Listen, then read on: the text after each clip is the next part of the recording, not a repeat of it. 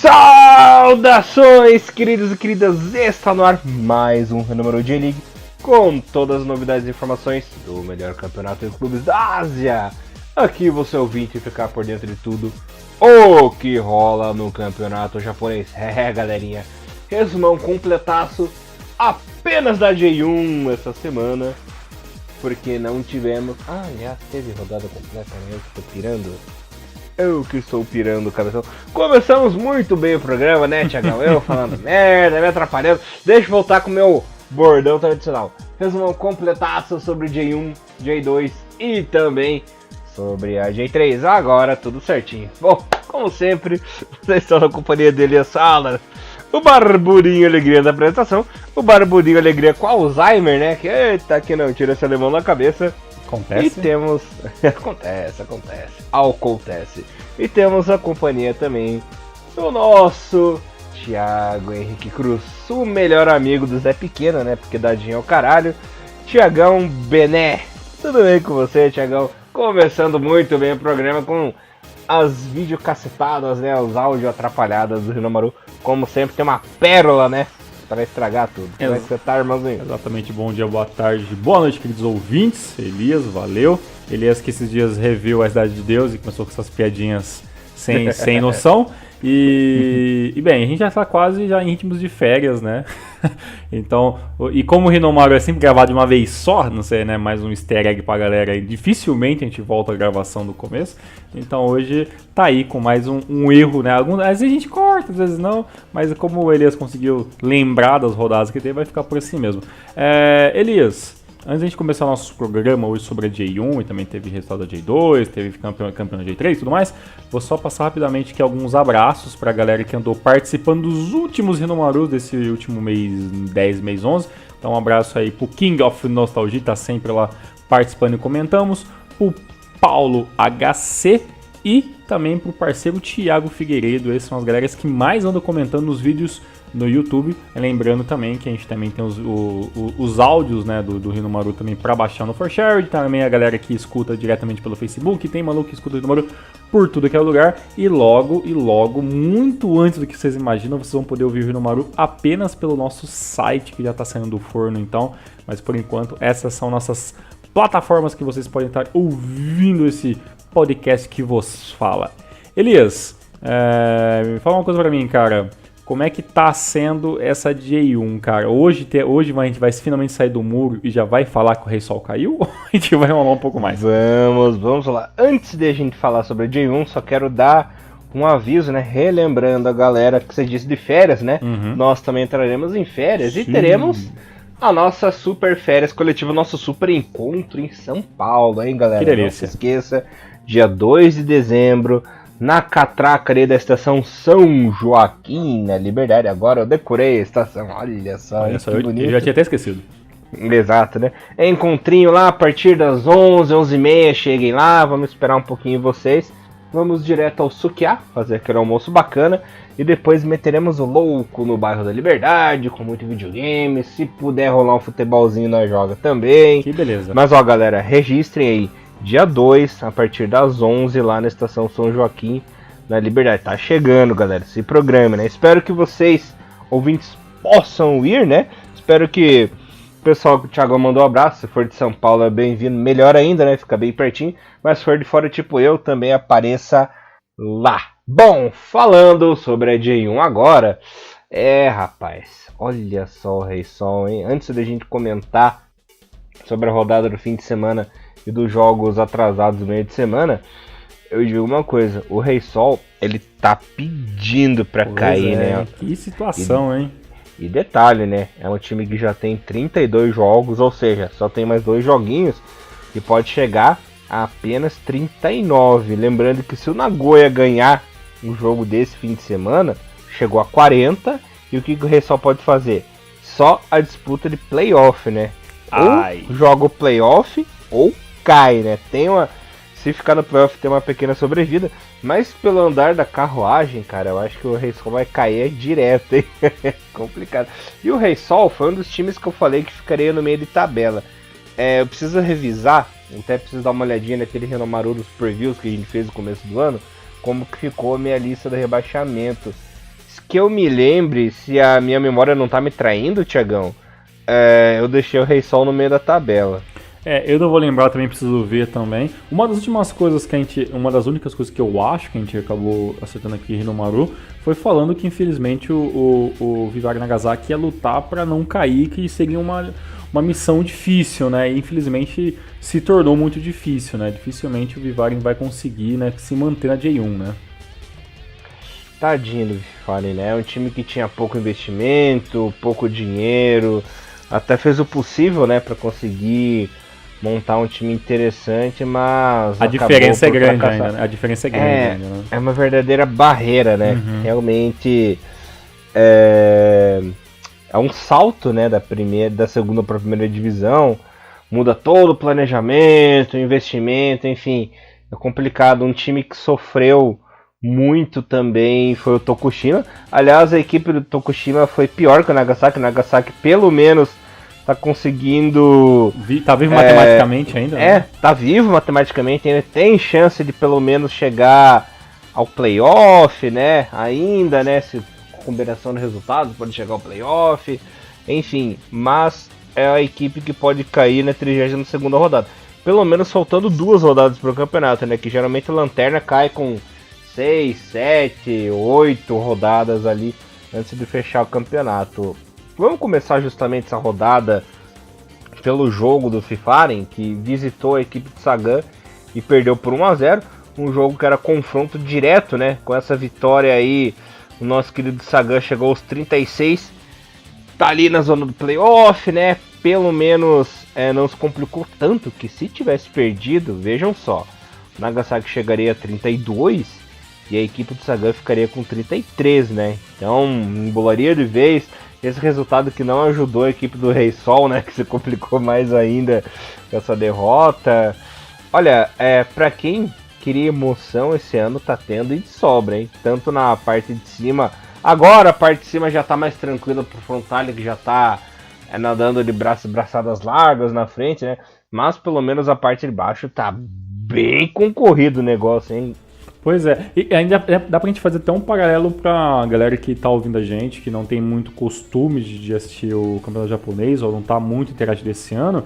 O campeonato japonês tá mais ou menos aquilo que tá o brasileiro Série A, né? Tem alguns times que estão muito em cima e tem ali 13º para baixo ali, todos correndo risco, né? Estou fazendo aspas com as mãos, que para risco de rebaixamento, né? Ou seja, né? Há literalmente 2 grupos diferentes, né? Aqueles que estão muito para cima e aqueles que realmente estão meio que no mesmo nível, né? E ainda pegando aquilo que você falou sobre o Nagasaki, se partir desse pressuposto, né? Que realmente, normalmente o Tokushima Vortex, por exemplo, que foi um que subiu recentemente, acabou voltando para J2, já estava rebaixando 4, 5 rodadas antes, então digamos que essa barreira, né, esse salto grande, né, que é o dos times da J2 para se manter na J1, que você citou, dá a entender que pelo menos, ou essa barreira hoje é um pouco menor, né, essa diferença está ficando um pouquinho menor, ou a qualidade dos times japoneses estão decaindo, né? A gente sabe que o futebol japonês não vive um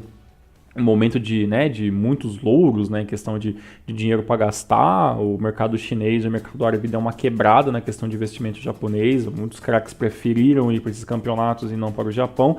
E o futebol japonês meio que está tentando se consolidar num, digamos, com um campeonato mais caseiro, forte, né, sem depender de jogadores de fora. Mas, né, deu a entender que os times da J2 estão melhorando, ou realmente essa crise que teve alguns anos atrás começou a dar esses frutos negativos, que é esse empobrecimento, né, das equipes. Né? Então a gente fica com essas 2 possibilidades, né, de ter acontecido nesse ano 2018. E no caso do Vivaren foi mesmo se cair, né, que acredito que vai acabar acontecendo isso mesmo, o time pelo menos venceu alguns jogos, meio que tentou brincar com a possibilidade de sair da zona de rebaixamento. Na maioria dos jogos a sua torcida compareceu, né? É claro que quando o time joga fora de casa a torcida era quase 0, em alguns casos, né, quando era mais perto até tinha um pouco de torcida, mas o cara do Vivaren eu acho que sai mais como um saldo positivo, né, do que tudo que aconteceu em 2017 para 2018, do que com um saldo negativo, mesmo que o rebaixamento seja uma coisa que nenhum time quer, né? No caso do Sagan, né, a vitória era basicamente uma obrigação, né? E o Sagan venceu esse jogo, Elias, não foi nem com um grande resultado, não, né? Foi 1-0, gol do Harakawa, e o Fernando Torres acabou tomando cartão amarelo, foi substituído, tudo mais. O Sagan teve uma pequena variaçãozinha ali no seu ataque, né? Jogando o Torres e o Joe, né?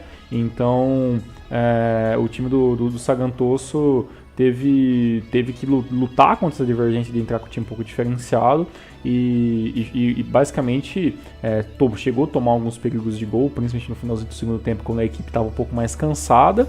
E por mais que o time do Sagan tenha vencido esse jogo, né, o Vivaren foi muito mais, procurou mais o gol, se arriscou mais, né, só foram 12 finalizações do Sagan, do Vivaren contra apenas 10 do Sagan.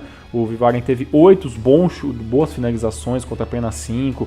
Foi um time que cobrou mais faltas, né? Então, sabe, o time do Sagan tentou parar o jogo um pouco mais nas faltas, tentando matar algumas jogadas de perigo. Então, assim, não foi um jogo tão fácil para o Sagan Tosso, que, claro, tenta caminhar aí para estar evitando o rebaixamento.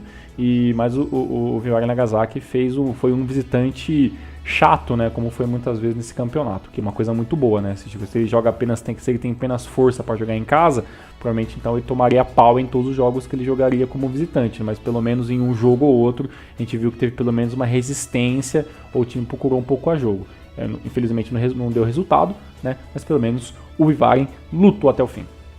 Exato, né, o Vivaren tá dando corpo, tá dando ali bastante resistência aos adversários. Para você ter uma ideia, Thiago, do tempo de raciocínio, o ano passado, na 33ª rodada, né, ou seja, faltando uma, já tinha todos rebaixados, né? O Corfo já estava rebaixado, o Albirex e o Umia. O Umia, que foi o Lanterna, tinha 25 pontos, o Albirex tinha 28, né, que foi o Lanterna, e o Corfo tinha 29, que foi a 32, só que o Hiroshima já havia feito 33 pontos, né? Então, realmente as equipes evoluíram muito esse ano, apesar do nível técnico ter baixado. Eu acho que o nível técnico do ano passado estava melhor que o desse ano, mas pelo menos no quesito disputa já tá melhor, né? Tá? Pelo menos os times estão mais vivos, né? Não tem tanto cachorro morto como teve o ano passado. Por falar em cachorro morto, tivemos o jogo cachorro morto na rodada, que foi entre Belmari e Shimizu, né? O jogo terminou 0-0, um empate que complicou a equipe do Belmari, que caso vencesse, chegaria aos 39 pontos, né? O nosso número X aí já estaria matematicamente livre do rebaixamento, né? Matematicamente, né? Porque sabe como que não existe certeza lá na J-League, né? A gente sabe como funciona, mas esse empate complicou muito e o Shimizu ficou ali com seus 44 pontinhos no meio da tabela. Um outro jogo interessante nessa rodada foi o jogo que complicou a vida do Hiroshima, rapaz. O Jubilewata meteu 3-2 de virada no Hiroshima. O Dengda e o Wada chegaram a abrir o placar para a equipe visitante, mas aí Kawamata, Sakuraichi e o nosso querido Ogawa de pênalti lá da Bacia das Almas foi lá e fez o gol da virada do Júbilo. Esse resultado que livrou o Júbilo do rebaixamento. Não cai mais o Júbilo, tá tranquilo, tá favorável, né, Thiagão? Tá ali. Não dá pra dizer assim 100% tranquilo, mas chegou aquele número mágico que a gente citou. E o Hiroshima, com essa derrota aí, a 5ª seguida, deu praticamente adeus a chance de título. Que aconteceu com esse Hiroshima, rapaz? Tava tão bem, tava mitando, e agora tá tudo cagado. Pois é, cara. Duas coisinhas. O jogo sobre Shonan e Shimizu, eu troquei alguns tweets rapidamente ali com a galera que são torcedores do Shimizu lá do Japão, né, com o meu Nihongo de Google Tradutor, e a galera me respondeu, falou que mesmo que a CL seja um sonho um pouco difícil, né, que eles estão muito contentes, porque o time mostrou que num futuro próximo, assim, o time pode ser forte de novo, né, então o Shimizu que passou alguns anos de hiato, né, um time que simplesmente lutou para não cair, lutou para não sofrer em final de campeonato, por estar nessa posição, digamos que cômoda, é até normal que sendo revisitante ele não seja tão forte, né, porque a força dos times eu acredito que seja ainda o fator jogar em casa, por isso nessa temporada que deu tudo certo. Então se os times continuar a conseguir manter esses bons jogadores, o ano que vem pode ser melhor. O time do Shonan, né, que gosta de brincar com a dificuldade de J2, né, A gente sempre fala que é um time que conseguiu se manter no passado, mas a gente sabe que o time do Shonan Bellmare, né, tem um elenco que é bem mal menos em alguns momentos, né? Mas pelo menos conseguiu um empate, seria pior se perdesse, né, pro time do Shimizu. Então o time do Shonan ainda saiu com um saldo meio que okzinho, né?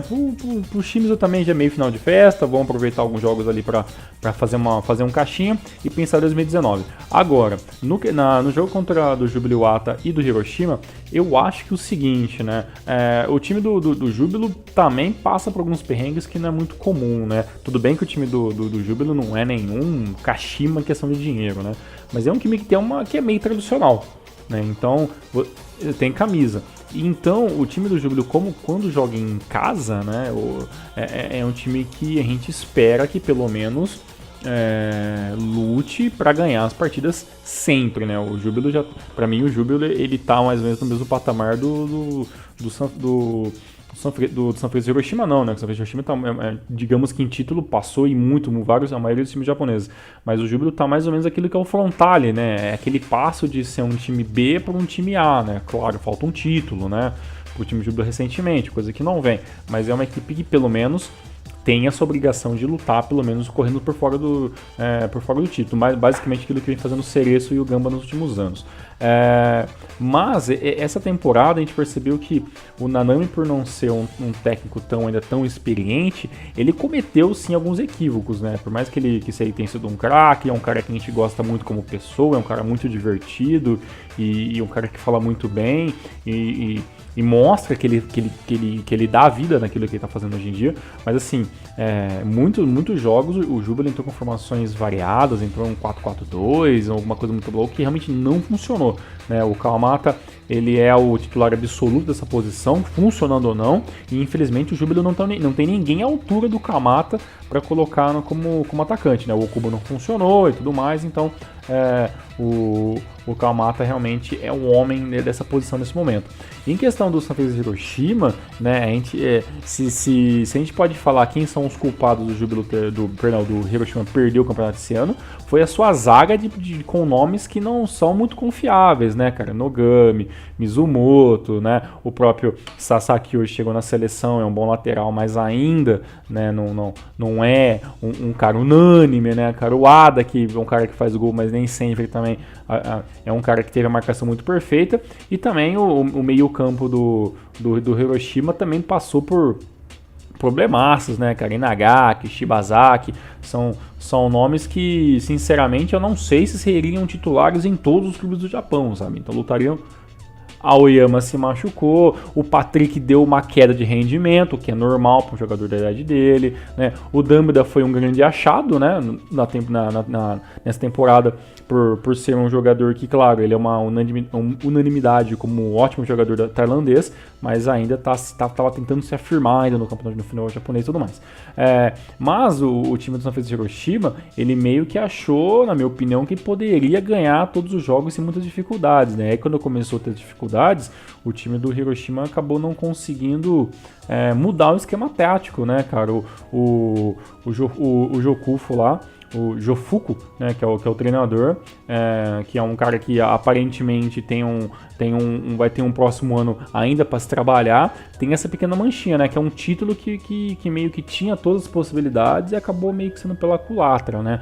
Pra variar, o Jofuku, né? Exatamente. E acho que a primeira coisa que o Sanfrecce tem que pensar para 2019 é que realmente o time tem que trocar sua zaga, né? O Hayashi não é mais nenhum moleque, mas é um goleiro ainda que eu acho que nos padrões japoneses está muito bom ainda, mas realmente a zaga é algo para se mudar por quanto antes, né? Se você for ver os gols, né, cara, principalmente lá o segundo gol, foi realmente assim, um baile na zaga, né? O Kawamata com todas as vezes que ele tentava dominar a bola numa bola aérea, num lançamento mais longo, a zaga sempre tentando fazer linha de impedimento e errando. Então, sabe, realmente com essa zaga do Sanfrecce Hiroshima, o ataque tem que ser muito bom, sabe? Porque é meio que J-League dos anos 90, né? Não é a questão de quem fazer mais gols, não é quem consegue defender mais, é quem consegue fazer mais, né?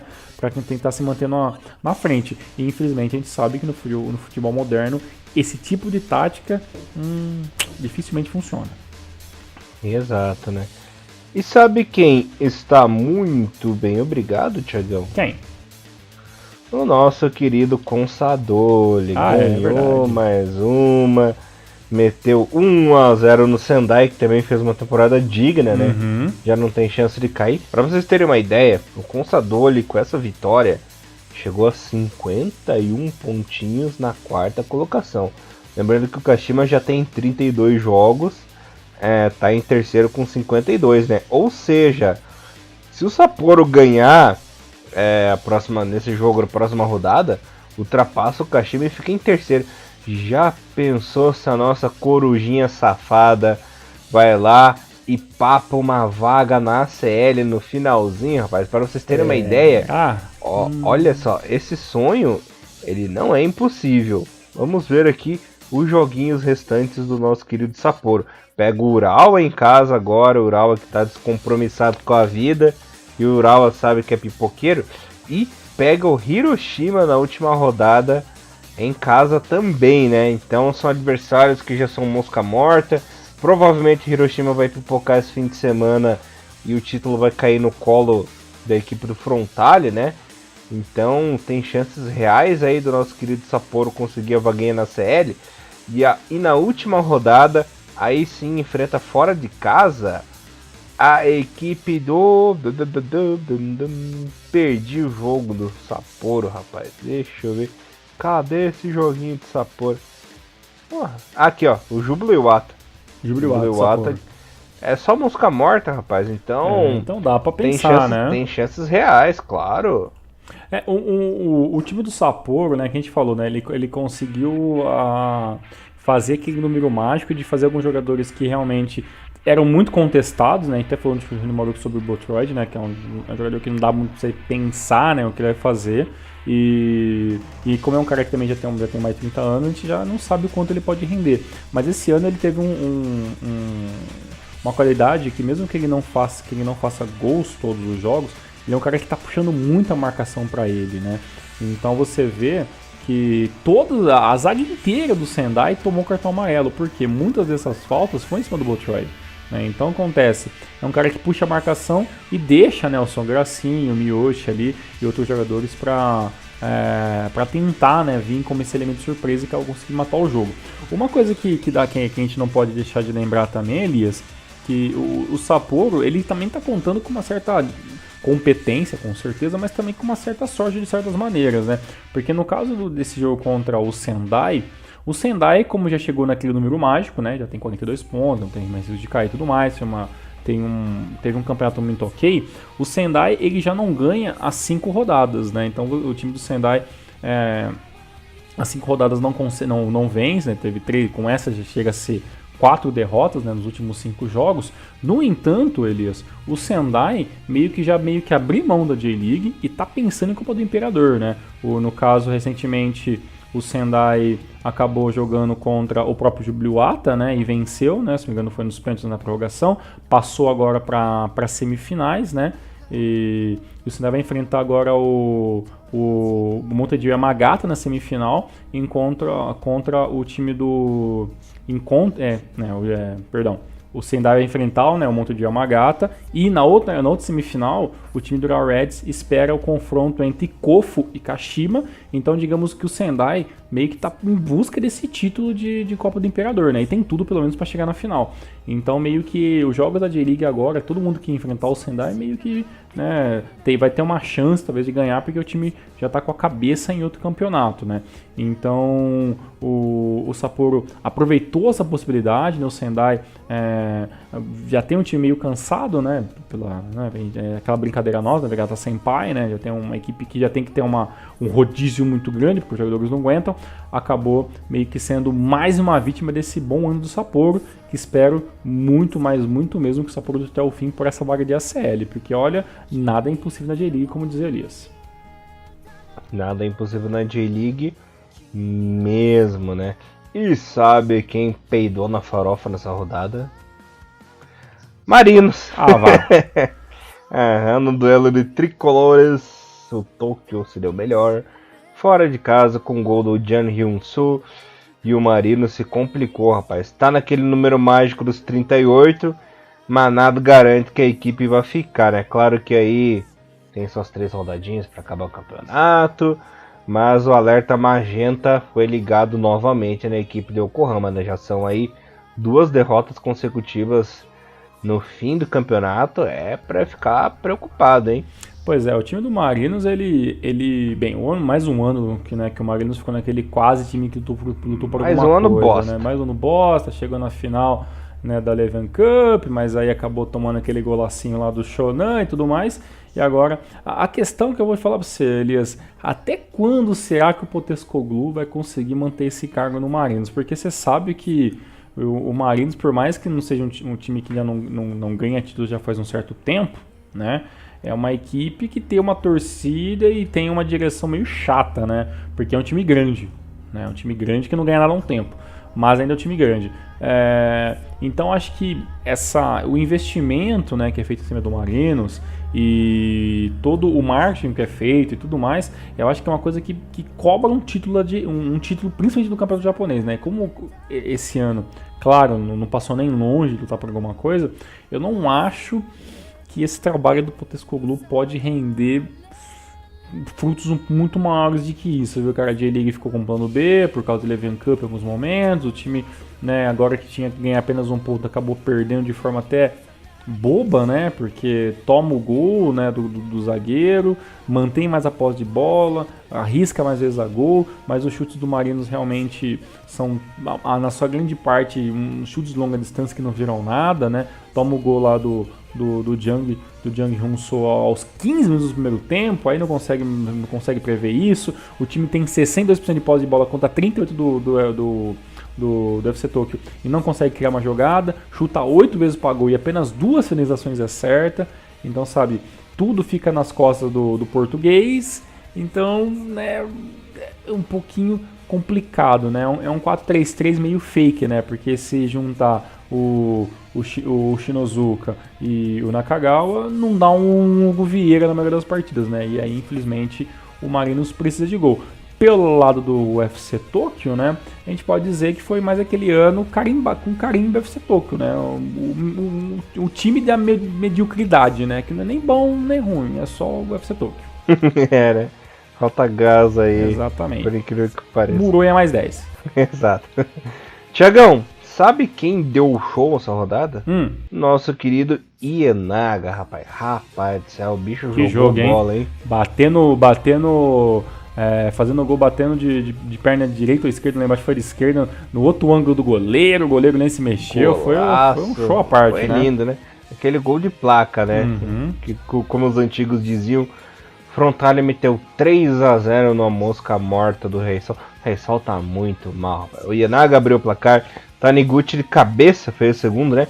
Aliás, o Taniguchi ele subiu sozinho no meio de 5 jogadores. Sabe o que é 5 jogadores, metade do time ali, marcando, e o cara subiu. E o Taniguchi não é um prédio, né? O cara tem uma estatura normal, assim. Pra vocês terem uma ideia, o Taniguchi acho que não chega a ter 1,80m, hein? Se eu não me engano, ele tem 1,80m cravadinhos. Nosso querido Taniguchi. Então não é um cara que se diga, nossa, que prédião, né? Que é esse cara. Não é uma estatura. Mesmo assim, ele foi lá e testou bonito, né? E pra fechar o caixão, o Abe no finalzinho, aos 44, fez 3-0. Mas esse time do Reysol jogou muito mal. Tirando o Junya Ito, que até meteu uma bolinha na trave ali no primeiro tempo, ia fazer um golaço, Thiagão. Metendo no cantinho ali do Arai. Tirando isso, o time não fez nada. E esse Olungá, o povo tentava mandar bola alta pra ele no escanteio, não tem cruzamento. Condições, né, cara? Não. Muito abaixo, né? Se for comparado com o Cristiano, assim, o Olungá. Engraçado que o Cristiano, né, ele tava na reserva e ele não entrou no lugar do Olungá, né, cara? O Olungá jogou o jogo todo, né, cara? E não entendi, sinceramente não entendi. Será que o Essaka voltou pro meio campo e o Cristiano jogou junto com o Olungá no segundo tempo, sabe? Eu não entendi muito a tática do Reysol. Isso mostra, né, como o Sr. Kato, né, tá com a equipe muito perdida, né? O Ienaga, né, pelo lado do frontal, ele foi o grande homem da partida. Mas não dá pra falar também que foi uma grande partida pela questão do frontal, porque aí não teve partida, se for ver, né? É um time inteiro, é um time só jogando, né? O Reysol desesperado por um gol, né? Mas é aí que é engraçado, né? O que a gente fala, né? Vendo aqui a matemática chata do jogo, né? Foram 50% de posse de bola pro Frontale e 41% do Rei Sol. Aí o Rei Sol chutou 9 vezes para gol contra 20 do Frontale, né? E dessas 9 finalizações, apenas 2 do Frontale do Rei Sol foram pro gol. Ou seja, é uma equipe que realmente, né, falta muita coisa, né? Teve 6 escanteios, não conseguiu fazer nada, né? Teve impedimentos. O Nakamura que voltou de lesão tá nessa puta barca furada, né? Que é esse ano terrível do Rei Sol. E se você for parar a pensar, o time do Rei Sol, por mais que é uma equipe que sinceramente não é uma das minhas equipes favoritas, já falei muitas vezes isso, mas respeito como equipe de futebol japonês, tem jogadores muito interessantes, né, cara? O Essa, que eu já pensei em outros times, o Koizumi, né, que é um pouco limitado, mas um jogo interessante, apareceu o Ito, que tá o Cristiano, que tá lá há tanto tempo, sabe? Tem o Nakamura, né? Então, assim, tem jogadores que são dos seus principais, né, muito interessante, né? Tem o Segal, né? Então, sabe, não é um time pra cair de divisão. Não é time ruim. Não é um time ruim. Mas acontece, que é mal treinado. É mal treinado, né? Então, tipo, poxa, se o Olunga foi treinado pra ser o centroavante desse time, né, já que tá jogando ele o Esaka, pô, e não foi treinado uma jogada insider, porque não é possível que teve 6 escanteios e o Olunga não conseguiu fazer perigo nenhum dos escanteios, sabe? Como é que os times precisam fazer gol e o Olunga, que não tá fazendo nada, joga o tempo todo, e aí você me tira o Kamekawa lá, né, que tava jogando de ponta esquerda, e você me coloca o Cristiano ali, sabe? É um negócio que, sabe, será que realmente estão achando que o Ito vai resolver tudo quando o Cristiano não joga como titular, sabe? É esquisito, cara. É quase amador a maneira que o Rei Sol tá levando, infelizmente, não por culpa dos jogadores, só por jogadores, mas também, será que a equipe técnica tá levando e tem uma visão tão amadora de que é o campeonato japonês? Ou será que esse risco de rebaixamento veio como um boom instantâneo que ninguém esperava, né? Mas agora alguém vai ter que, né, escolher a pica menor pra sentar, né? Porque infelizmente a cagada já tá feita, né? Sensacional do comentário. E detalhe, né? Se o Rei Sol realmente cair, tchau Ito, tchau Nakamura, esses caras não vão jogar J2, mas nem fudendo, não, né? Nem podem, né? Porque são jogadores que estão pensando em seleção japonesa, né? Nem dá pra jogar J2, né? Ainda mais o Ito, né? Que tá numa ascensão aí pra na seleção. E sabe que isso é um problema sério, porque e quando a gente fala assim, esses caras não jogaram na J2, não quer dizer que esses caras vão jogar nos seus times de coração, vão pra um caixinho. Esses caras podem ser vendidos pra qualquer bosta de time da Europa, entendeu? E aí pode acontecer, meus amigos, o que aconteceu com o menino Deguchi, entendeu? Cair numa segundona furada da Espanha, entendeu? Cair num buraco aí de algum país maluco aí, como acontece muitas vezes com jogadores japoneses, então... Pelo menos ele tá na Alemanha agora, no segundo mas tá na Alemanha. Pelo menos isso, né? Porque vai ser triste se acontecer isso, e por essa incapacidade do Rei Sol de se manter na J1, essa próxima geração japonesa acaba se fudendo, né? Porque o Ito e o Nakamura ficar um ano jogando J2 é uma perda tão grande de talento para esses jogadores que realmente vai ser muito ruim. Não, e detalhe, né? Agora nós temos também o mercado belga, né? Que tá levando um monte de jogador japonês. Já foi o Ataru Endo recentemente, foi lá o Tomiyasu, Shoji, né, e outra, né, também foi o do Kashima também lá, que eu gosto bastante também lá, o que vocês zoam pra caramba, agora me fugiu o nome dele, o zagueiro também que era do Kashima. O Eda. E foi o Eda, né, então tá indo um caminhão de gente pra lá, né, o Morioka tá lá de um tempinho, né, e tudo mais.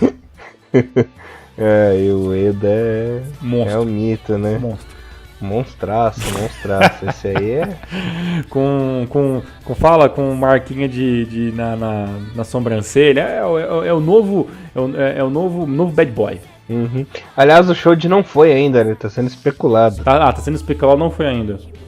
Mas tá pra ir pra Bélgica também. Eu queria que o Shoji fosse sei lá, né? Não sei, ainda fico com o pé atrás do futebol belga ainda. Tem umas pequeas ressalvas que a gente pode falar sobre isso em outros programas. De belga, boa cerveja, né? Exatamente. Bom, Thiagão, continuando no assunto de cerveja aqui, me diga uma coisa. O Urawa tomou uma cerveja e pra levar esse sacode em casa do Gamba, rapaz? Que é isso? Pois é, cara, foi um resultado que se você assistisse o jogo e visse lá naqueles esquemas de aposta, né? Quem vê online tem sempre aqueles negocinhos de aposta ficando do lado, você vê que as apostas estavam tipo 8-1, né? Que o Gamba poderia vencer o Urawa Reds, né? E foi realmente, assim, foi o jogo de alguns, né, cara? O time do Urawa Reds entrou muito apagado, né? Teve ali algumas chances iniciais, alguns cartões amarelos do lado do Gamba, mas depois disso também o time do Urawa pagou, né? Teve mais posse de bola, chutou mais vezes a gol, mas não conseguiu transformar esse chute a gol, essa posse de bola é um jogo um pouco mais pegado, né? O time do Gamba, sempre que tinha a bola, corria um pouco mais, defendia um pouco mais, teve ali o gol do Onossi no final do primeiro tempo, o Kuroki empatou logo aos 49 na segunda etapa, e aí depois, né, apareceu o Hwang Jo, né, e o Ademilson lá, e aí acabou dando números da partida, e quando já saiu o gol do Joe ali, o time do Urawa parece que, sabe, desabou, assim, sabe, em qualidade, em paciência, né? E o time do Urawa ainda sofre muito com isso, né? Um time que pra mim parece que não tem paciência quando tá perdendo o jogo, sabe? Isso era até uma coisa que eu pegava muito no pé do time do Kashima, né? Até antes de vencer a J-League, que parecia que o time que quando saía atrás do placar não tinha cabeça pra correr atrás do resultado, né? E parece que esse problema meio que passou pro time do Urawa Reds, né? Que perdeu o campeonato e agora passa um ano muito ruim e tudo mais. E em níveis de Urawa, né, tá nessa colocação, não tá lutando pelo título diretamente, já dá para se considerar ruim para um time do tamanho do Urawa Reds, mas foi um jogo que foi bom pro time do Gamba Osaka, né, que precisava dos pontos também, tava mais ou menos ok, mas ainda precisava de pelo menos uma vitória para ficar 100% de boaça, né, em questão das próximas rodadas, mas pro time do Urawa que já não luta por muita coisa, né, ficou aquele gostinho amargo, né, de ter perdido de maneira tão acachapante em casa para um Gamba bem capenga que basicamente lutou o ano todo para não cair, né? Ou seja, bom pro Gamba e péssimo pro Urawa, né? Que também precisa pensar muito bem em peça de reposição para 2019, porque, como eu já falei, esse formato desse meio campo não dá mais, cara. Infelizmente, não dá mais. O Gamba ele jogou pela honra, né? Porque sofreu quase o campeonato inteiro, agora que tá livre do rebaixamento, virou né? Chacota, né? O Gamba. Nossa, né? O Gamba, se tivesse com o Levir, acho que tinha caído essa bosta. Não, com certeza. Mas... Então, foi chacota o campeonato inteiro, pelo menos conseguiu se livrar. O Urawa também tá num papel ridículo, por assim dizer, pelo elenco que tem, pela estrutura, pelo dinheiro, pela camisa, né? Mas o Urawa já vem passando vergonha por vários anos seguidos, né, Thiagão? Então virou normal. É chacota, né? É normal o Urawa pipocar aí mal ultimamente, né? Infelizmente, porque eu acho absurdo um time tão grande como o Urawa, com uma estrutura tão fascinante assim, ser essa desgraça aqui. Exato, tá basicamente praticamente tá quase 20 pontos do líder, cara, sabe? Por um time do nível do Urawa Reds, não é inconcebível um negócio desse, né? Não, absurdo total, né, cara? Assim como eu acho, comparando com o Brasil, né, eu acho absurdo times como Corinthians, São Paulo, Flamengo sofrer. Claro que a estrutura japonesa é completamente diferente da brasileira, né? Só que no fator camisa, título e tal, times assim não podem rondar zona do rebaixamento. Uma coisa são os times menores, né? Rondarem, né? Esse flerte, mas, pô, complicado.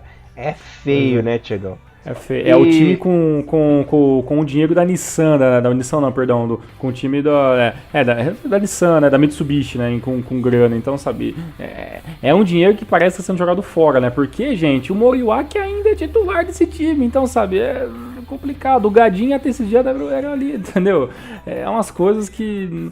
Não dá, cara. Parece que é um investimento perdido. E o Oswaldo Oliveira vai ficar mais um ano, provavelmente, no time do Urawa Reds. Então, na próxima temporada, se não vem título, meu amigo, é tchau. Porque no time a torcida do Urawa Reds, se a gente acha que a torcida do Marinos é chata, putz, a do Urawa Reds é tipo triplicado, né, esse valor, né? Uhum.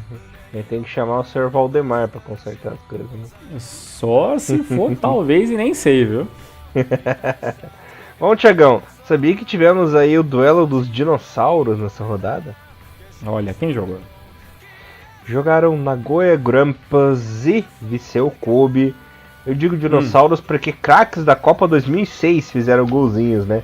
O Podolski, nosso querido Podolski, fazendo um double na vitória do Viseu fora de casa do Nagoya. E o Keiji Tamada fazendo seu golzinho, né? Tamadinha. Inclusive, esses dois jogadores, por uma ironia do destino, fizeram gols na Copa do Mundo de 2006 na Alemanha, né? Olha só que coincidência, o Tamada fez gol no Brasil ainda. Bons tempos, que o Podolski é considerado um bom jogador na Alemanha, né? E que o Tamada era o homem o atacante surpresa do Japão. Era a famosa arma do segundo tempo, né? O 10, inclusive tinha uma comunidade no Orkut, não sei se vou lembrar. Keiji Tamada, o 12º jogador do Japão. Caraca. Não sei se você lembra. Eu lembro. Eu lembro disso. Cara, que era o Shingaoi do Exatamente. E o Tamada, de fato, era um cara que entrava no segundo tempo e resolvia. Naquela época era Takahara Yanagisawa, o ataque titular. Você vê como a mítica é foda, porque o Tamada fez gol no Brasil no meio tempo e depois da Marley que deu. Quebraram a mística e aí que deu no que deu.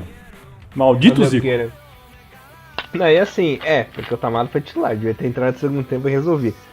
Tamada ele foi titular em 2 campeonatos, né? Da Copa da Ásia 2004, porque o Takahara machucou, e nas Confederações 2005, que o Takahara se machucou de novo, né?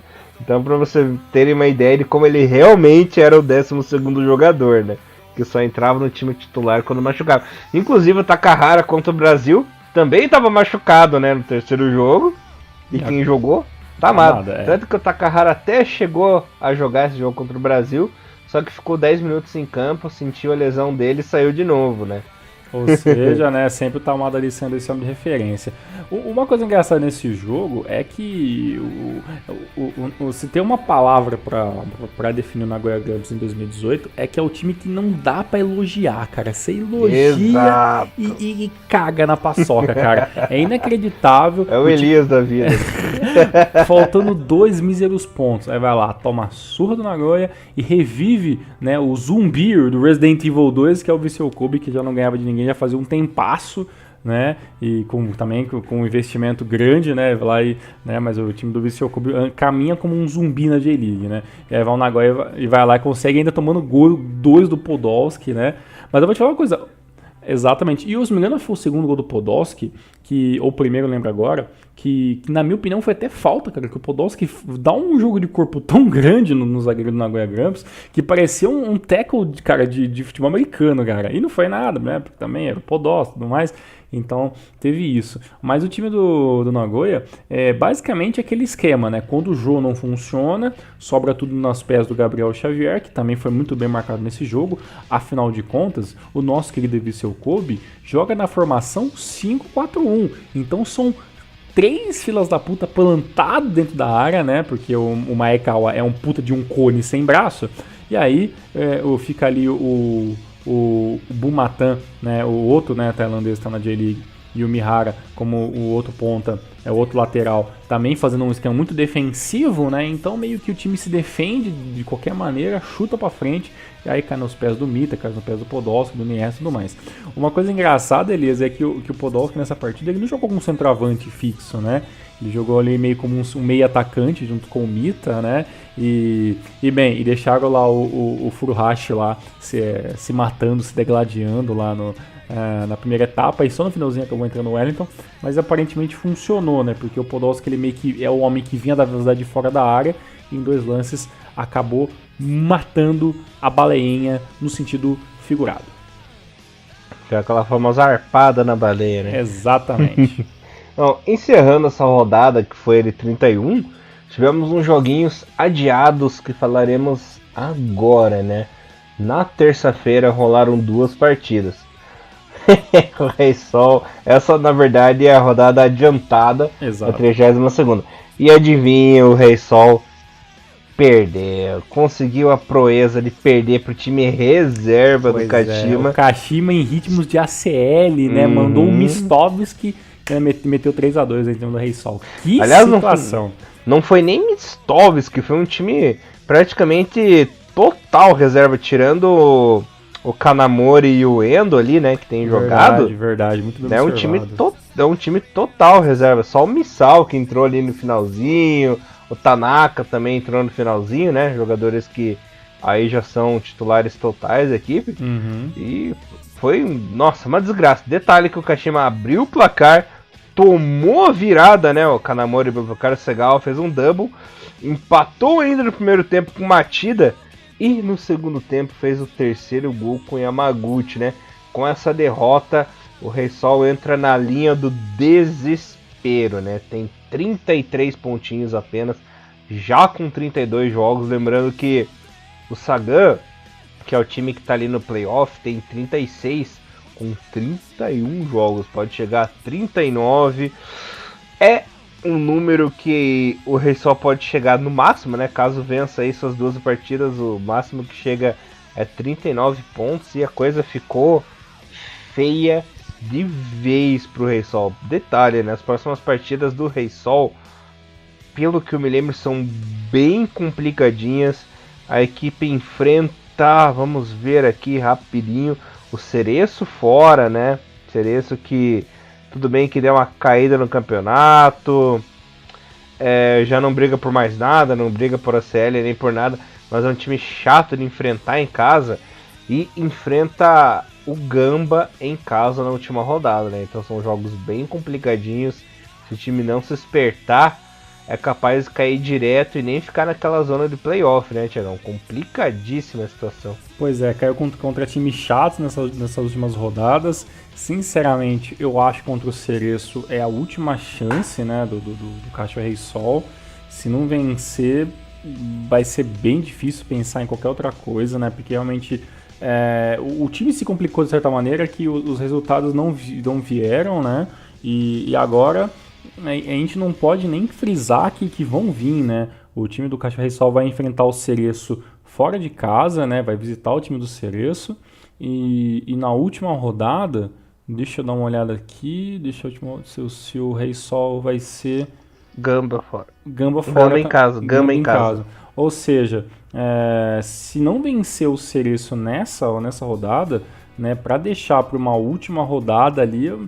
Cara, acho que nem dá, né, sinceramente, né, porque se o Sagan Tosso vence já nas próximas rodadas, né, o time do Sagan, o Sagan Tosso vai enfrentar o Vissel Kobe, né, talvez o Vissel Kobe ainda queira dar uma complicada para tentar acabar o campeonato nas melhores posições possíveis. Ah, mas o Sagan não cai, Diego, porque enfrenta o Marinos na última rodada. E aí o Marinos é parceiraço, né, então, e o Marinos... Também o Marinos não pode descomplicar nessa última rodada, porque o Marinos vai enfrentar o Vivar Nagasaki nessa próxima rodada. Se der um caguete e não ganhar do Vivar Nagasaki, vai jogar tudo para a última rodada para não ter risco nenhum.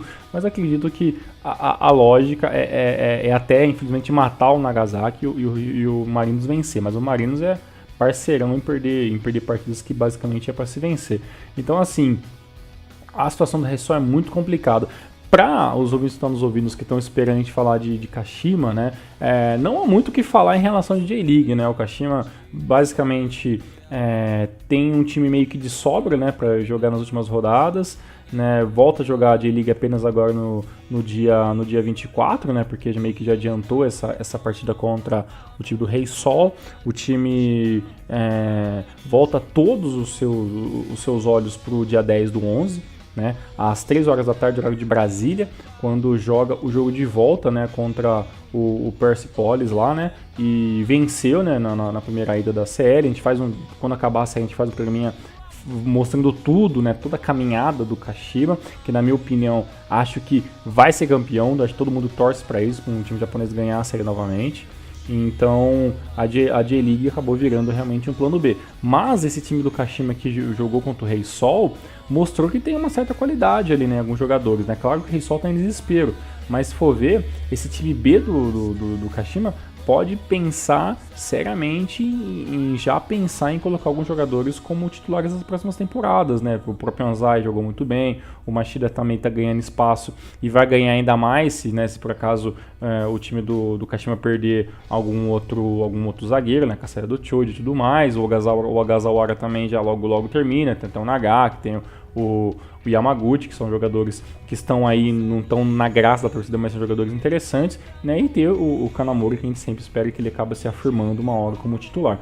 Então o time do Kashima tem uma boa base, sim, para se manter essa posição, e se confirmar esse título da série no dia 10, o time do Kashima vai ganhar uma puta de uma bolada de um dinheiro, né? Pode pensar ainda em lutar ainda por Copa do Imperador, que seria, né, 2 campeonatos muito bons para se vencer nessa temporada, e aí muito mais grana, muito mais camisa para pensar em 2019 ainda mais vitorioso, porque claro, em 2019 o Kashima vem com tudo para tentar ganhar o campeonato japonês, como claro, a gente espera todo ano. Agora, a questão do Rei Sol é as últimas tentativas, né? Ou ganha o próximo jogo, ou infelizmente, bye bye Kashiwa Rei Sol. Maravilha, Tiagão. E quem também está na corda bamba, mas deu uma respirada, foi o nosso querido Nagoya, né? Enfrentou o Cereço fora de casa com um gol do nosso querido Soma, ganhou por 1-0, chegou aos 37 pontinhos, mais uma vitóriazinha aí, faltando 3 jogos o time se livra do rebaixamento, né?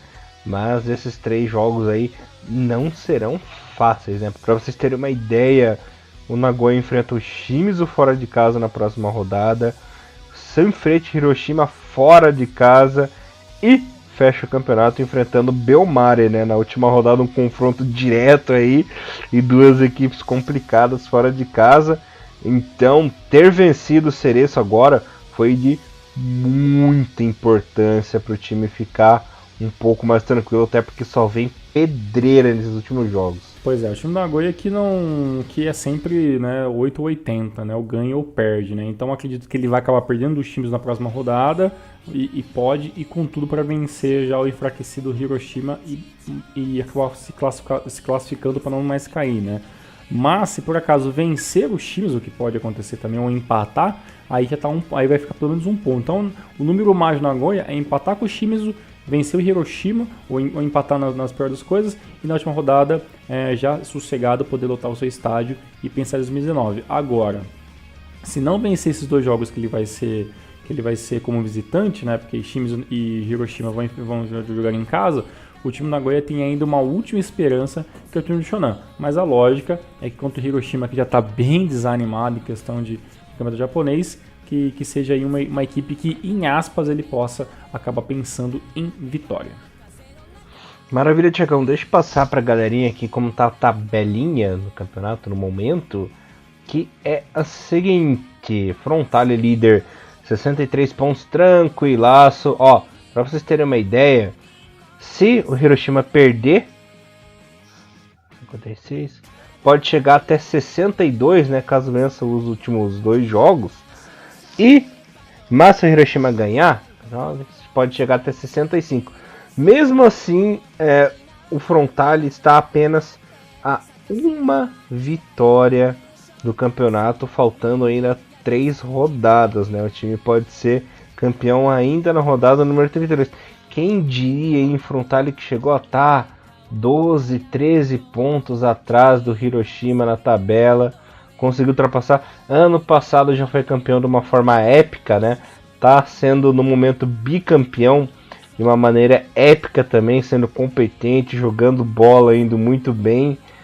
Conseguiu manter manteve a base do ano passado, né? Então são jogadores experientes e campeões, né? Tá conseguindo de novo e pelo jeito isso vai acontecer. Acho muito difícil o Frontale perder esse título, né? Hiroshima tá em segundo com 56, em terceiro no momento o Kashima com 52. Agora tem a galera que tem chance de pegar a CL ainda, né? O Sapporo em quarto com 51, Tokyo em quinto com 49 e o Urawa tem uma mínima chance de conseguir essa vaguinha na CL com 45 pontinhos, né? Nesse momento estaria na zona do playoff o Sagan Tosu em 16º com 36, o Reisol em 17º com 33 e o Nagasaki com 29 na última colocação, estariam rebaixados no momento. Quem no momento tem chance de cair? Nagoya em 15º 37, em 14º Belmare 37 também, e o Marinos em 13º com 38. Jubiluata, Kobe e o Sendai e o Gamba também, né, que eram equipes que estavam com chance de serem rebaixadas também. Na minha opinião, já não cai porque já ultrapassaram ou chegaram nos 40 pontos. Fica bem difícil disso acontecer. A artilharia no momento é do Jô do Nagoya com 21 pontinhos, seguido do Patrick do Hiroshima ainda, né, com 20 golzinhos. Se não tivesse estacionado, poderia estar até com 30 gols por aí, né, mas acabou estacionando. O Hwang Ui-jo do Gamba tem 14. O nosso querido Kobayashi do Frontale tem 14 também. E o Kuroki também com 14 golzinhos do Urawa. Bom, Thiagão, antes da gente ir para J2, vamos cravar uma coisa. Tô achando assim: Frontale vai ser campeão, Hiroshima fica em segundo e o Sapporo fica em terceiro. Tô com essa esperança e cravo que o Sapporo vai ficar em terceiro e pegar essa vaguinha na CL, já que o Kashima provavelmente será o campeão aí da ACL. Na minha opinião, cai o Nagasaki, o Rei Sol não vai aguentar e eu acho que o Belmário vai acabar dançando aí, Thiagão, e pegando a vaguinha no playoff, mas eu acho que não cai para J2 ainda, escapa. Cara, a minha lista é o seguinte, né? O Frontale campeão, ACL, Kashima e Sapporo. Eu acho que Hiroshima vai acabar perdendo a farofa, que já tá numa situação bem zoada, já não ganha muito tempo. Depende dele ainda, mas eu não boto muita fé no Hiroshima. Vou torcer pelo Sapporo. E pra mim cai Nagasaki, Rei Sol e também no playoff, também, na minha opinião, vai cair o Shonan Bellmare.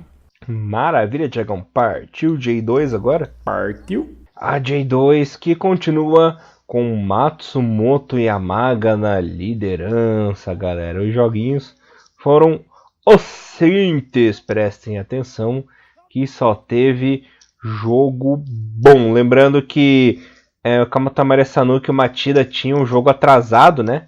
E acabaram jogando na quarta-feira e ficaram no 1-1. Agora falando da rodada completa, galerinha.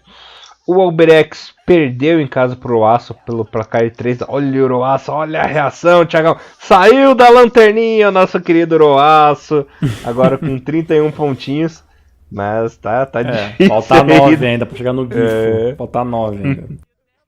Mas já caiu, né? Porque são 42 rodadas, né, Thiagão? Então faltam 2 rodadas. Já pode chegar até 37, já era. Nosso queridinho Oroas Kumamoto já era. Já temos definidos aí. Mas pelo menos não vai ficar na lanterninha, né? Ou não, né? Porque faltam 2 rodadas ainda. Né? Vamos ver, né? Que luta de bosta, pra quem fica em último. Okay. É tipo eu jogando videogame, né? Que fase. Disputa pra quem não ficar em último. O Mito meteu 2-0 no Kofu. Suegi e o Mia ficaram no 1-1. Jeff meteu 2 no Tokushima. Reação do Jeff, hein? O Matida meteu 2-1 no Avispa. Agora que é tarde, mas ainda tá conseguindo aí só vaguinha no playoff pelo menos, né? Yokohama FC 3-8-1. O Matsumoto num confronto direto meteu 1-0 no verde em casa. Continua tranquilaço na liderança. O Gifu perdeu pro Montedio por 1-0. Kamatamare 1, Totig 2. Olha o Kyoto perdeu de novo, dessa vez em casa pro Ehime. E o Fadiano perdeu pro Renault Fallars, não, Renofa Yamaguchi, pelo placar de 1-0. O Renault Yamaguchi com essa vitória, não é possível. Não, já não consegue a vaguinha. Tava na esperança de que poderia conseguir aí uma... O último que pode ainda brigar pro playoff daquele que tá fora é o 7º colocado, que é o Omiya, né? E a gente tá falando até agora do Kamatamare e do Kumamoto lá embaixo. Tem que torcer realmente pro Kamatamare não ficar na frente, né, do Kumamoto, porque na próxima partida é Verde, Tóquio, né, e Kamatamare. Então se o Verde vencer essa partida, sobe um pouco mais, né, porque o Fukuoka tem 1 ponto a menos, né, e um ponto a menos que o Verde, 1 ponto a menos, 2 pontos, 1 ponto a mais do que o Omiya, que tem 65. Então, pro Verde conseguir chegar, né, nesse sonhado playoff, tentar lutar por alguma coisa, tem que ainda vencer pelo menos um jogo, né? Então que seja esse, para não ter nenhuma preocupação de ficar fora do playoff, quando aconteceu em alguns anos. Se não me engano, até o ano passado o Verde acabou perdendo força em frente do campeonato. A questão é, se o Omiya vai ter ainda chances de deixar alguém para fora, né? Ele pode chegar apenas até aos números que tem hoje o Verde, né, que são nessas 2 rodadas. Né, então ele vai direto não sobe, só playoff. Só playoff, então ele pode chegar até no máximo 69 pontos, né, então o time do 69, 55, 6, não, ele pode chegar até 71, né, então ainda ele pode até alcançar a numeração que hoje tem o Yokohama FC. Então, até o quarto colocado ali, ele pode brigar, então os times vão ter que pelo menos vencer mais uma partida para evitar. Claro, seria interessante que o Omiya conseguisse chegar no playoff, com certeza. Mas infelizmente a gente chega naquele momento do campeonato que quem vai ficar de fora vai doer o coração, né? Pode ficar o Fukuoka, pode ficar o Verde, pode ficar até o próprio Yokohama e pode ficar o Omiya, né? Infelizmente o Matida se manteve, mas infelizmente o Renofa acabou ficando por fora, né? E também quem outros ficaram por fora foi o Albirex, que infelizmente não teve muita chance nessa temporada, e ainda o Kyoto, né? O Kofo, né, também ficou fora, né? O Mito Holyoke brincou um pouquinho, né? O Yamagata também pensa apenas em Copa do Imperador, né? Uma coisa que falta para ele estar disputando. E pelos times que mal puderam pensar em alguma coisa, fica a menção rosa aí pros os times que só não caem porque tem mais incompetentes que ele, que é o Jeff, né, e o Kyoto Sanga, que estão bem lá embaixo da tabela. Viu? Tiagão e galerinha, presta atenção. Apenas 4 times ainda têm chance de título da J2, né? Que é o Matsumoto, que é o líder, o Oita, o Matida e o Yokohama FC. Mas caso a equipe do Matsumoto vença na próxima rodada, já elimina dois. Aí vai ficar entre o Matsumoto, o Oita e o Matida, né? Uhum. Então, para você ver como é importante a vitória do Matsumoto na próxima rodada. Mas, por enquanto, a equipe do Yokohama FC respira. Já pensou se o Yokohama FC vence essa J2 de uma forma épica? Ó. Aí o Kazu já pode descansar em paz, já, né? E aposentar, né? Porque... Não, pra vocês terem uma ideia, olha só, eu vou falar dos confrontos rapidinho. O Yokohama nessa rodada enfrenta o Fadiano em casa. É possível vencer, né? O Kazu tá ficando feliz, hein, Tiagão? E a equipe do Matsumoto enfrenta o Totig fora, né? Um joguinho bem chato aí de acontecer. Depois, na próxima rodada, para vocês terem uma ideia, galerinha, o Matsumoto enfrenta o Vortex em casa. Os caras já estão criando, né? Já estão sonhando muito alto já. O Kofo enfrenta buguei. Yokohama FC enfrenta o Kofo em casa, mas eu tava lembrando uma coisa, Tiagão. Não, é possível sim. Eu que tô... Esquece tudo. Esquece essa porra. O Yokohama FC tem chance assim, de título porque faltam 2 rodadas. Sim, são 6 pontos ainda. Mas tem que vencer as 2 e tem que torcer pro Matsumoto perder as 2 ou empatar. Exatamente. E o Omiya também, o Matida também acabou dando esse tropeço. O problema desse sonho nosso de talvez imaginar o Yokohama vencer o campeonato é que é o seguinte, né? Em compensação, se a gente comparar ataques melhores desses quatro descolocados, o Oita é o melhor ataque com 73 gols, né? Mas a melhor defesa é do Matsumoto, que tomou apenas 34. O time do Yokohama FC, ele tá naquele mesmo esquema, né? Ele tomou 43 e fez 60. Então é um ataque ok, mas não é a melhor defesa. E se a gente pensar nas próximas rodadas, o time do FC Tokyo enfrenta um Okayama que já não luta por mais nada, mais o Matida Zelba, que também vai enfrentar um cara que tá lá embaixo, né? Vai enfrentar o Ehime, também, sabe, vai jogar com times que não estão ganhando nada. Ou seja, a gente tá falando que esses times vão acabar facilitando. Não, são equipes que vão lutar por honra, por pontuação e tudo mais, mas que teoricamente são times muito inferiores a esses que estão lá em cima. Na minha opinião, eu acho que o maior problema do Yokohama FC é que eu não sei se ele vai ter gás para ganhar 2 partidas, né, seguidas. Claro, o time já não perde faz um tempo, tem 2 vitórias seguidas. Desses 4 primeiros colocados, é o único que tem 2 vitórias seguidas, né? Então, tem um gás para conseguir uma 3ª vitória. O problema é que não é só vencer, é também depender, né, do Yamaga vacilar, do Ita vacilar. Na minha opinião, eu ainda acho que o Matsumoto é franco atirador para ser campeão, né? Franco atirador no quesito tem mais chances de atirar e acertar isso aí. E eu acho que o Yokohama tem que mirar na segunda posição, Elias. Pra passar direto. Pra ir direto. Exatamente. E o Machida, eu acho que o Machida, por ter uma equipe um pouco mais nova, eu acho que se pode arriscar vencer o campeonato. Se não vencer, tem chance pra lutar o playoff de igual pra igual. Mas eu acho que o Yokohama FC, se ele não passar direto, ele não vai ter chance contra... Porque é uma equipe muito cansada, se for pra pensar, entendeu? Então, eu acho que a gente tem que mirar no Oita pra esse time passar de uma vez, né? Porque infelizmente o Matsumoto ele tá um passo a mais, porque o que acontece? Ele tem uma defesa muito boa. E se ele empata esses dois... Ele não vai conseguir empatar 2 jogos, ele vai acabar vencendo um. E se ele vencer um, meio que já elimina, né? E se ele vencer um, ele já elimina já o Yokohama, entendeu? Então, o esquema do Matsumoto é pelo menos empatar um e ganhar outro. É mais fácil, né, do que essas equipes que tem que ganhar os 2 pontos. Já o Matida, né, aquilo que eu falei, é uma equipe que tem 2 pontos a mais. Se vencer o próximo jogo, vai a 75. E se vencer o outro, vai a 76, 7, 8, né? Então, assim, dá pra pensar que o Matida tem até mais chance de passar direto se o Oita dar uma vacilada. A questão é, o Oita... Ele perdeu a última rodada de 3-1 pro Yokohama, mas a próxima partida vai jogar contra o Kanazawa, né? Uma equipe que está lá embaixo do campeonato, ou seja, é mais uma chance do Oita vencer essa partida. Mas eu espero que essas 2 vitórias seguidas, né? E basicamente o Yokohama venceu um adversário direto, que seja esse gás para estar conseguindo essa pontuação. Porque se o Oita não vence a próxima partida e o Matida e o Yokohama vence, aí, malandro, eu acho que ninguém mais para eles. E o Oita também é uma equipe que já teve chances um pouquinho melhores e acabou dando uma vacilada. Já foi líder, vacilou. Entendeu? E nas últimas 2 partidas, nas últimas 5 rodadas, perdeu 2, né? Perdeu pro Matida e agora, nessa última rodada, perdeu pro Yokohama. Ou seja, os caras direto, o Oita tá meio que vacilando. A força do Oita pra se manter é que também ele vai jogar também com aquela equipe que tá lá embaixo, né?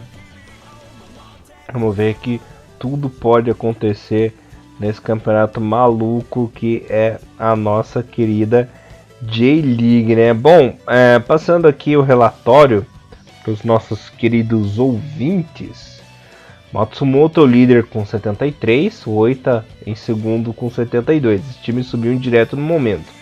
Zona do playoff, Matida em terceiro 72, Yokohama FC com 70, Verde com 67 e o Avispa com 66.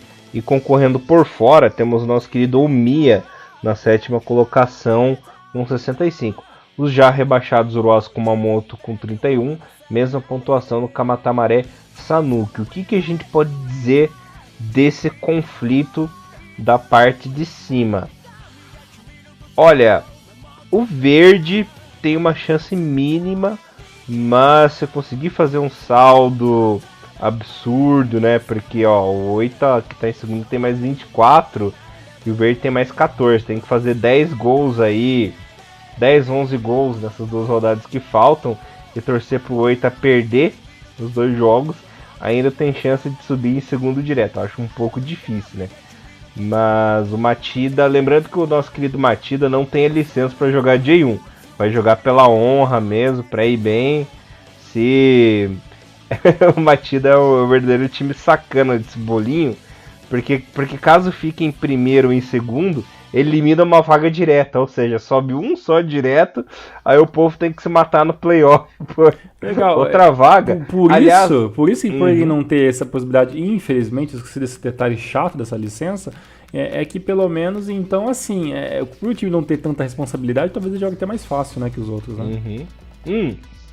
Detalhe, os times da J1 estão torcendo para que o Matida fique em segundo ou que ganhe os playoffs, porque daí não cai o time da J1. Entendi. Caraca, será que o Rei Sol vai ser salvo pelo Matida Zelda, cara? Cara, aí tem que dar um dinheiro. Aí tem que dar um dinheiro e emprestar uns jogadores por uns 2 anos aí. Tem que emprestar o time inteiro, né? Exato. Mas enfim, continuando aqui. Só Matsumoto, o Oita Matida, Yokohama e o Verde com uma mínima chance. Não, vou cortar o Verde. Só esses 4 times têm chance do acesso direto. Na verdade 3, né? Porque o Matida não conta. Times que têm chance de subirem para o playoff: Omiya, Avispa, Verde, Yokohama e o Oitas pipocar, né, Matsumoto? Acho muito difícil. Então, já foi separado o joio do trigo. São essas 7 equipes aí que tem chance de pegar, na verdade 6 equipes que tem chance de pegar a vaguinha aí na J1, né? O Matida, o patinho feio, tá lá só pra trollar e fuder a vida dos outros, né? Tirando ele, todo mundo tem uma chance. O que eu posso dizer? Ó, no momento, o jogo seria entre Matida e Avispa, e Yokohama e Verde. Pensa como que vai ser tenso esse duelo entre Yokohama e Verde no momento, né? Vai ser um... Nossa, não sei nem dizer o que vai acontecer. Que são equipes que estão aguando, morrendo Exato, de vai ser a vontade partida de do subir, ano, né? né? A partida do ano dessas equipes, Ó, né? o Yokohama FC, pra vocês terem uma ideia, já tá 11 anos Caraca, na J2, né? como o tempo passa, hein? Tá Nossa, passa. O Verde, eu já nem lembro a última vez que os caras jogaram a J1, hein? Se eu não me engano, foi em 2010, 2011, né? Alguma coisa assim. Faz tempo.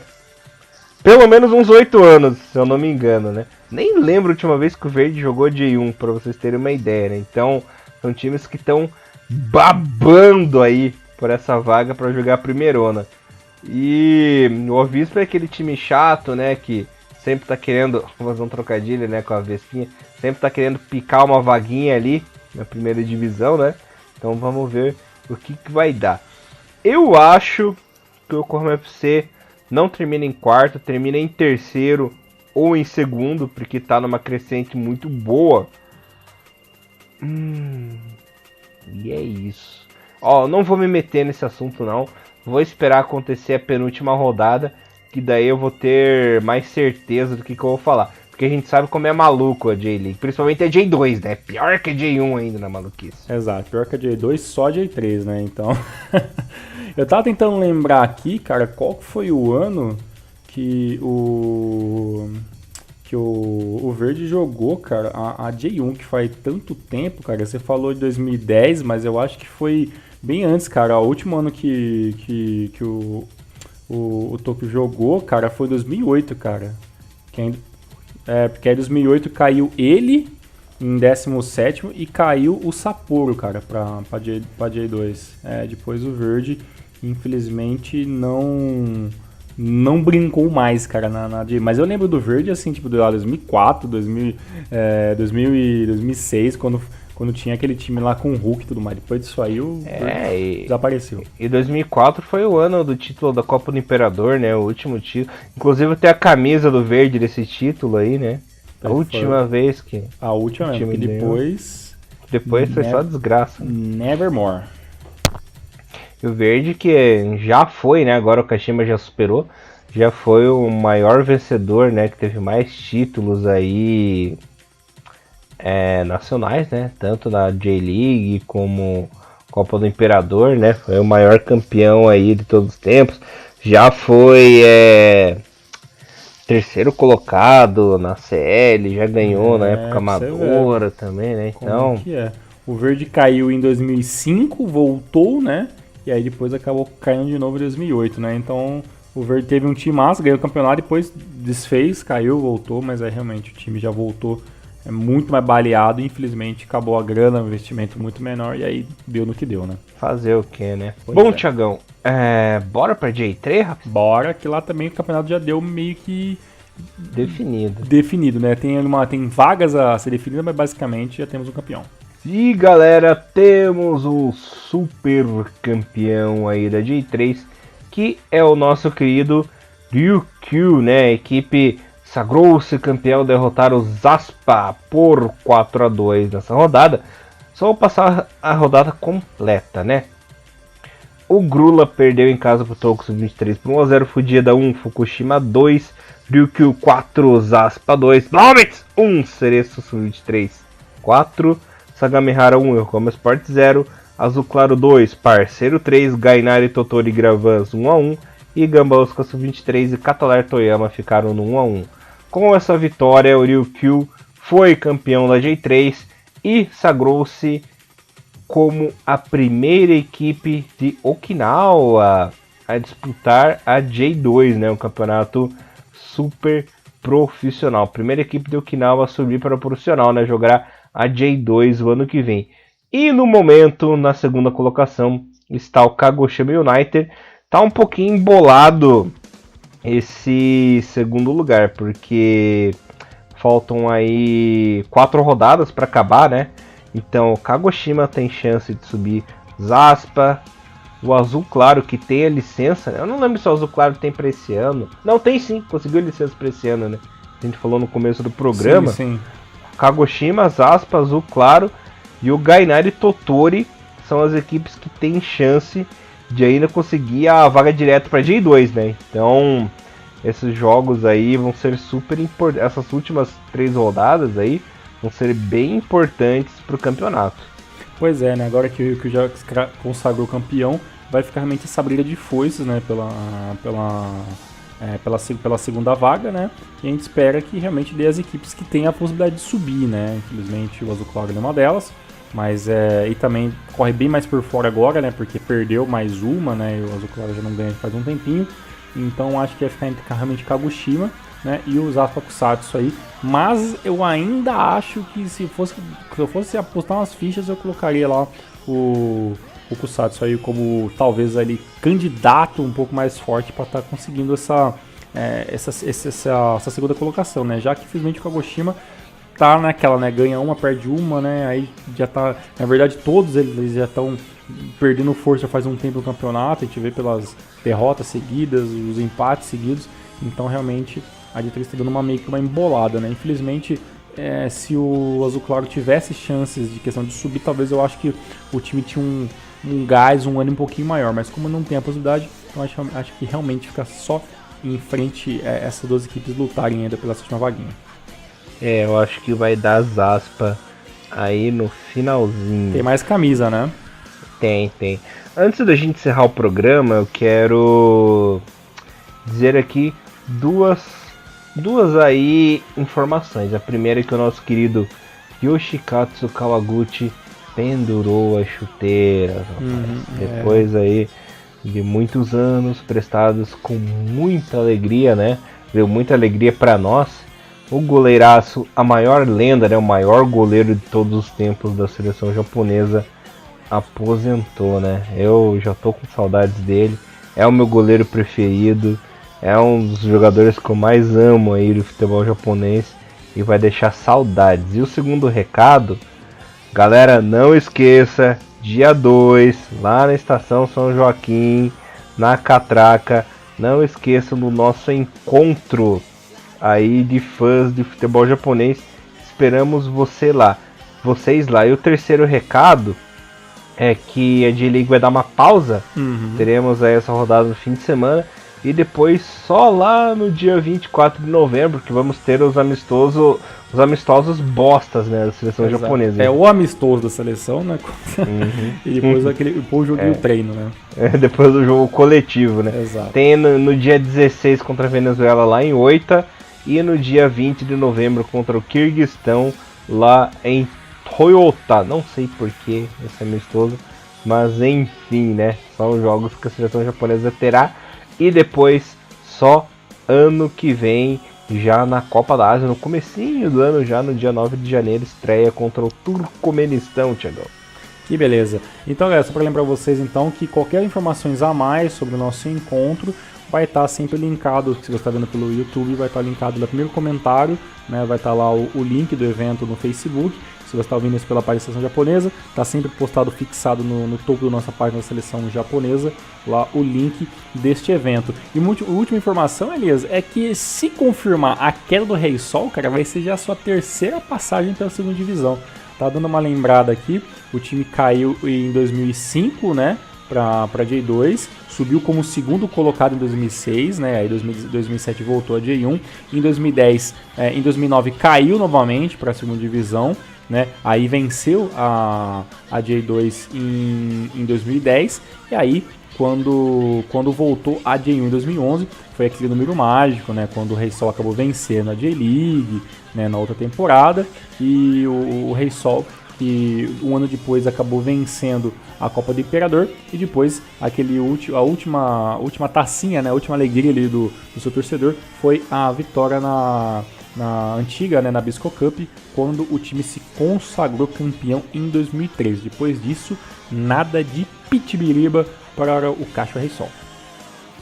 Maravilha, sabia que aqui em Curitiba tem um outro jeito de falar essa gíria? Ah, é? Como é que é isso aí? Necas de Catibiriba. Necas de Catibiriba, muito bem, olha só. Vivendo e aprendendo. Aprende a Reysol, senão você vai cair pra J2. Até semana que vem, Elias. Até semana que vem, Tiagão. Isso aí, galera. Nos vemos aí semana que vem em Renomaru, levando o melhor futebol japonês pra vocês, galera. Até semana que vem. Valeu, tchau. Donaró.